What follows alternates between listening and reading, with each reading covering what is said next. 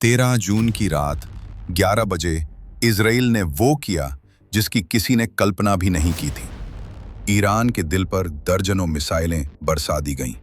बंकरों में छिपे सैन्य ठिकाने, परमाणु लैब और IRGC के बड़े बड़े जनरल सीधे निशाने पर आए।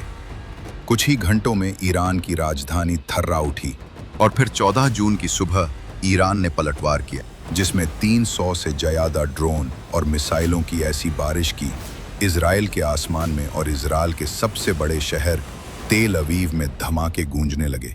लेकिन क्या ये सिर्फ जवाबी हमला था या युद्ध की शुरुआत?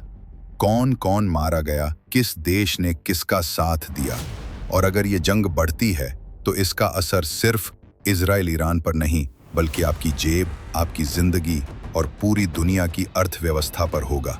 क्या आप तैयार हैं इस सच्चाई को जानने के लिए? तो बने रहिए हमारे साथ, क्योंकि आगे जो खुलासे होंगे वो आपको चौंका देंगे।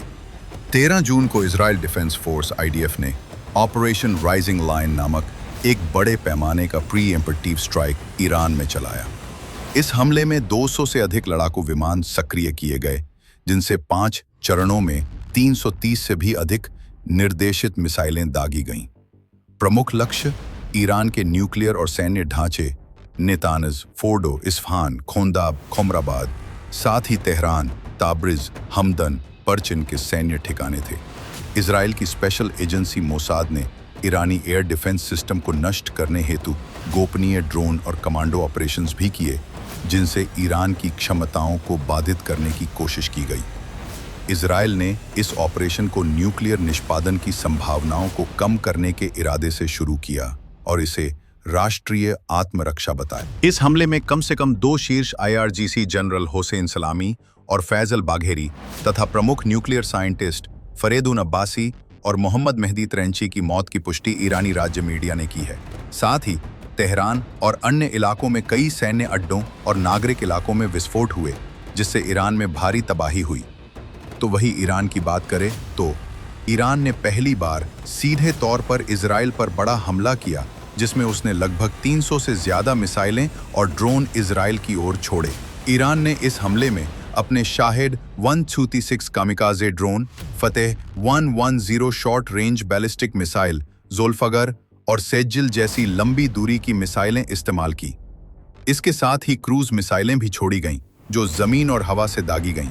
ये हमला सीधा ईरान की धरती से किया गया, जिसमें सीरिया और इराक में मौजूद ईरानी मिलिशिया ने भी सहयोग किया। ईरान ने इसे अपना बदला बताया और इस ऑपरेशन को नाम दिया ऑपरेशन ट्रू प्रॉमिस, यानी सच्चे वादे का ऑपरेशन। अब बात करें कि अगर ये युद्ध आगे बढ़ा तो इसका असर पूरी दुनिया पर क्या होगा।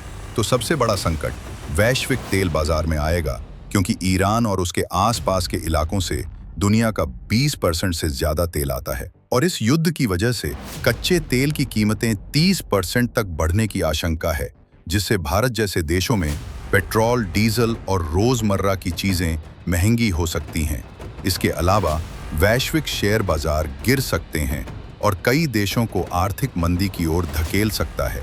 साथ ही मुस्लिम देशों और पश्चिमी देशों के बीच तनाव और बढ़ सकता है, जिससे कई देशों में आंतरिक अस्थिरता पैदा होगी। इसलिए अब पूरी दुनिया संयुक्त राष्ट्र और बड़े राष्ट्रों की तरफ देख रही है कि कैसे इस युद्ध को रोका जाए। आपको इस वीडियो से कुछ नया जानने को मिला हो तो इस जानकारी को औरों तक पहुंचाना आपका फर्ज है। वीडियो को लाइक करें ताकि हमें पता चले आप ऐसे कंटेंट को पसंद करते हैं। कमेंट करके बताएं कि इस पूरे टकराव में आप किस पक्ष को कितना सही मानते हैं, और चैनल को सब्सक्राइब करके बेल आइकन जरूर दबाएं। मिलते हैं अगले वीडियो में।